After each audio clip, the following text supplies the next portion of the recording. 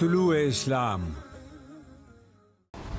وفی اموالہم حق للسائل والمحروم، اور ان کے مال و دولت میں، ان کے پیسے میں محتاجوں اور حاجت مندوں کا حق ہوتا ہے۔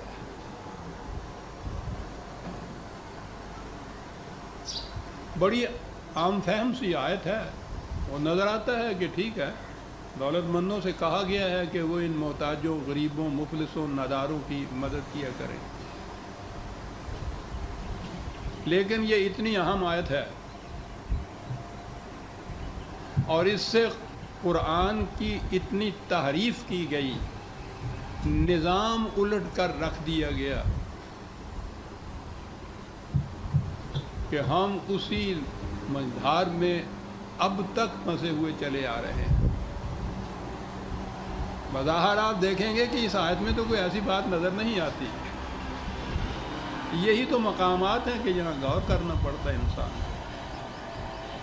قرآن کریم میں یہاں ہی نہیں، 20 مقامات میں یہ کہا گیا ہے غریبوں کی مدد کرو، مسکینوں کی ضروریات پوری کرو، حاجت مندوں کی حاجت روائی کرو، ناداروں کی امداد کرو۔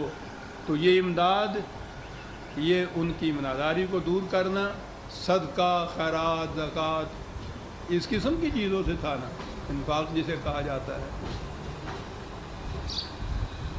تو گویا اس سے یہ نظر آیا کہ قرآن کریم ایک ایسا نظام سامنے رکھنا چاہتا ہے جس میں مستقل طور پر غریبوں، ناداروں، مفلسوں، بےکسوں، بھوکوں کا وجود رہے،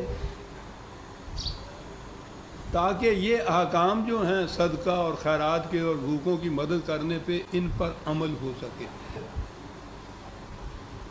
کبھی سوچا ہے آپ نے ان چیزوں کو؟ ہم یہ دیکھ کے خوش ہو جاتے ہیں کہ قرآن نے بڑا زور دیا ہے غریبوں کی مدد کرنے کا، یتیموں کی مدد کرنے کا، بھوکوں کو روٹی کھلانے کا، ننگوں کو کپڑے دینے کا، ناداروں کی ضروریات پورے کرنے کا۔ بہت اچھا نظام ہے، بڑی تاکید کی ہے، بڑا زور دیا ہے، کیا بات ہے۔ لیکن کبھی آپ نے سوچا کہ اس کے معنی کیا ہیں؟ قرآن کے ان احکام کو مستقل مان لیا جائے تو اس کے معنی یہ ہیں کہ قرآن پرپیچولی، مستقل، دائمی طور پر ایسا نظام چاہتا ہے انسانیت کا کہ جس میں بھوکوں کا، ننگوں کا، ناداروں کا، مفلسوں کا، محتاجوں کا وجود مستقل طور پر باقی رہے، اور دوسری طرف ان لوگوں کا وجود باقی رہے جو ان کی پھر مدد کریں، ان کو دیں، صدقہ دیں، خیرات دیں، انہیں ثواب ہو صدقہ و خیرات سے، ان کو جنت ملتی جائے۔ یہ ایک مستقل نظام کی شکل میں گویا سامنے آتی ہے بات کہ وہ نظام ایسا چاہتا ہے جس میں مستقلاً ان کا وجود باقی رہے، قائم رہے۔ یہ اگر نہ طبقہ رہے تو پھر یہ سارے احکام بقول ان کے صدقہ اور زکوٰۃ کے اور خیرات کے، یہ تو معطل ہو گیا، ان پہ عمل کیسے ہوگا؟ اور اگر ایسے نظام ہو جس میں کسی کے پاس زائدہ ضرورت ہو ہی نہ تو وہ صدقہ خیرات کرے گا کہاں سے؟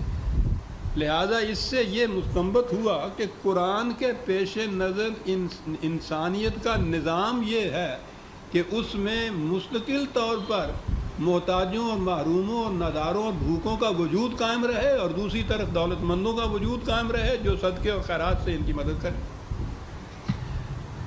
کیا خیال ہے آپ کا؟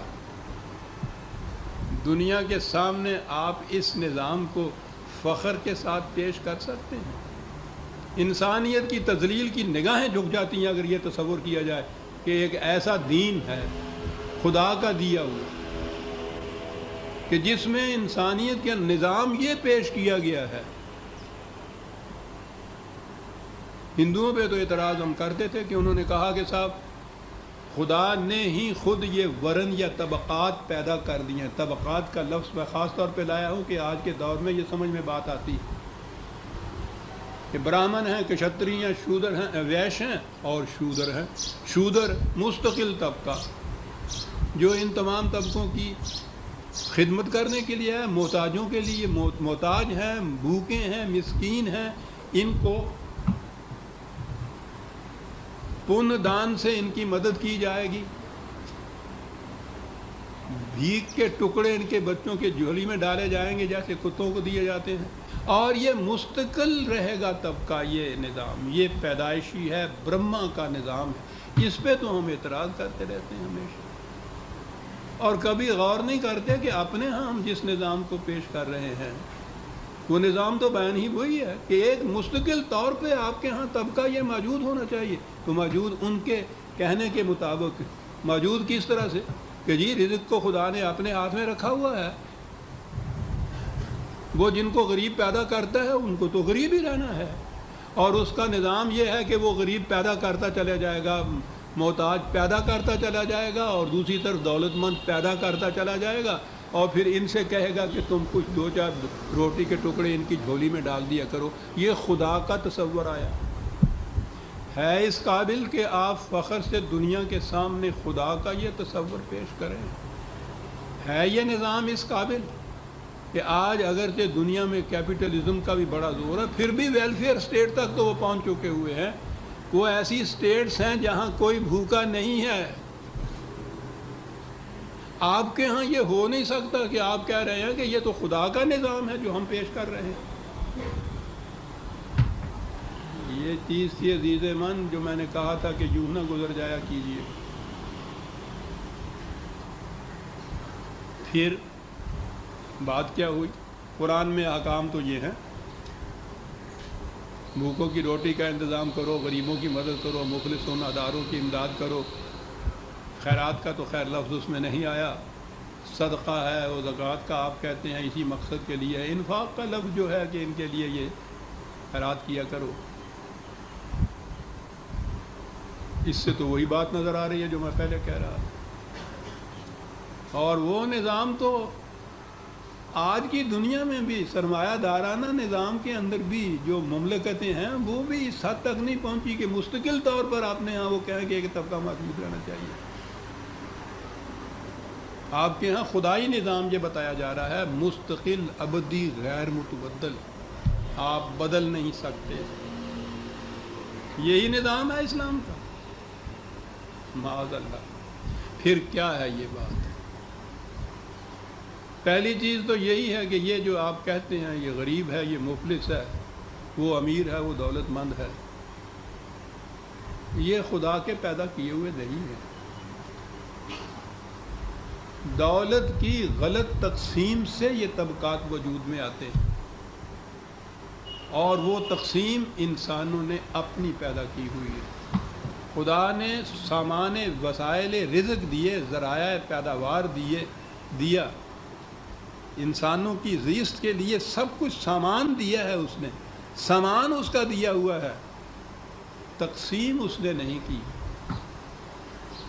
تقسیم انسان کرتا ہے، اور یہ انسانوں کی غلط تقسیم کا نتیجہ ہے. جس شخص کے پاس اپنا پیٹ بھرنے کے بعد ایک روٹی فالتو ہے، یہ روٹی اس بھوکے کے منہ سے چھینی ہوئی ہے جس کو 2 کی ضرورت تھی اور 1 مل رہی ہے.